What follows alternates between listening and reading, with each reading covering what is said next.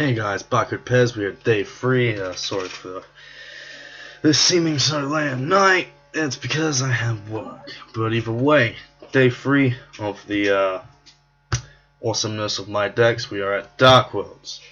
So, once again, I am here to show you another interesting deck profile. So let's get on with this deck profile.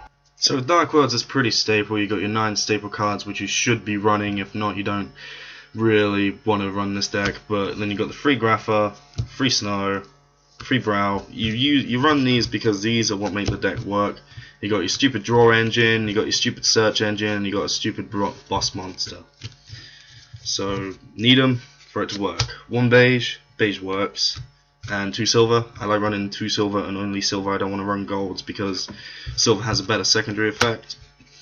Trance Archfiend, because it just helps out with the dead hands and stuff like that. 2 Tour Guide's still good, and 1 Malefic Stardust Dragon. I think Malefic Stardust Dragon is still pretty fucking awesome how it can protect your gates, and it's just a 25 beater on the spot, so it puts a little bit of pressure on the board. Now onto the spells. We got the 6 staple discard entries now. We got the free gates, free drag down, and free Dark World dealings. Sadly, no card destruction, but oh well. We got the free Upstart Goblin, 2 trade-ins, 1 Allure of Darkness, 1 Gateway to the Dark World. You should really run this because it acts like a Monster Reborn in your opponent's turn as well. I don't know why people wouldn't want to run this. This card is amazing, how you can bring back your Grapha in your opponent's turn, and how you can just go end phase, activate Gateway to the Dark World, special summon a Snow or a Beige that just got popped or something like that, and then you just go off with your Grapha again next turn. Foolish, you can't argue with a first turn Grapha. And Dark Hole, because as much as we can pop shit with Grapha, we are running trade-in, so trade-in doesn't give it the Grapha its effect, so Dark Hole works just as good. Now for the one-offs, we've got Solemn Warning, Torrential, Bottomless, and Eradicator. If you're not main decking Eradicator, you really should learn how to play the deck. Then finally we have the 2 Dark Smog, just because it adds more control. It adds more control to the dragon matchup and things like that. If you activate this in chain to a blaster effect, if you want to pop something, you can banish the blaster. The blaster doesn't get its effect, and if they argue, oh yeah, so I get my banishing effect now, nope, because you already activated one of the effects. So that's the main deck. It's 40 cards. Now onto the extra deck. So we have the 2 Leviair, Tempo, Wind Up Zen Mains, and Acid Golem.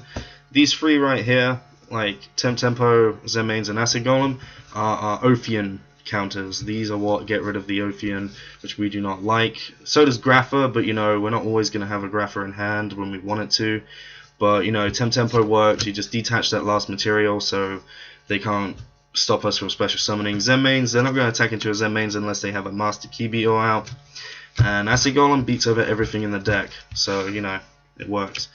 Leviathan Dragon is good only because of the fact of it gives you stuff for gates, and what I mean by that is if you don't have any targets for gates and you don't like have a Dark World dealings, you go Tour Guide to Brow, discard, detach to Brow, then you have a setup for gates, and also you know he's a 25 beater, you can't really argue with the 25 beater.